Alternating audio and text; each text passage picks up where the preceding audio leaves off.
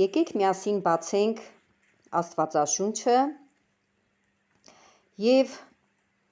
կարդանք այն բոլոր օրհնությունները, ինչ որ մեր երկնավոր Հայրը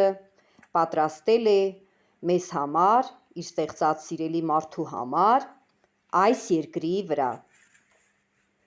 Սրանք այն բոլոր օրհնություններն են, որոնք մենք պիտի ունենանք մեր երկրավոր կյանքի ընթացքում։ Բացում ենք Երկրորդ Օրինաց 28 գլուխը և կարդում ենք միասին 1-ից 14 համարները։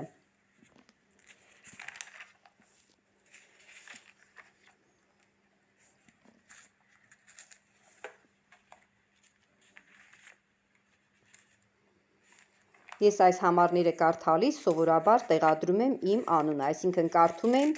իմ անունից, կարդում եմ ինձ համար, որ այս բոլոր օրհնությունները ինձ պատկանեն, գան ինձ վրա և գան իմ սերունդների վրա։ Տերը օրհնի։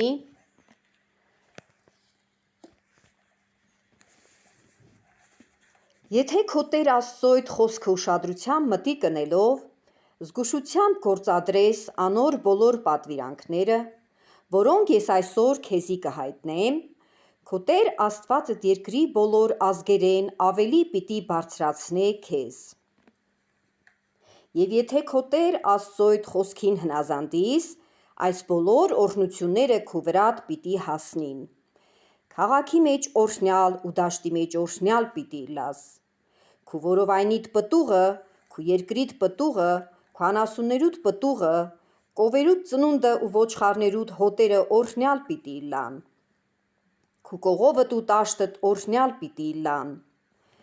Մտած ատենդ օրհնյալ ու ելած ատենդ օրհնյալ պիտի լաս։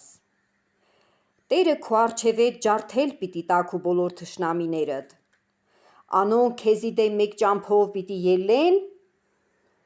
և քո առջևետ 7 ճամփով պիտի փախչին։ Տերը քու շտեմարաններուդ ու բոլոր ձեռքի գործերուդ մեջ օրհնություն պիտի ղրկե քեզի և քու Տեր Աստծոյդ քեզի տված երկրին մեջ քեզ պիտի օրհնե։ Եթե քո Տեր Աստծոյդ հրամանները պահելով անոր ճամփաներուն մեջ քայլես, Տերը քեզ իրեն իբր սուրբ ժողովուրդ պիտի հաստատե, ինչպես երդում մրավ։ Երկրի բոլոր ժողովուրդները պիտի տեսնեն, թե Տերոջը անունով կկոչվիս, ու քեզմե պիտի վախնան։ Տերը բարիքներով քեզ պիտի լեցնե, քու որովայնիդ պտուղը, քու անասուններուդ պտուղը ու քու երկրիդ պտուղը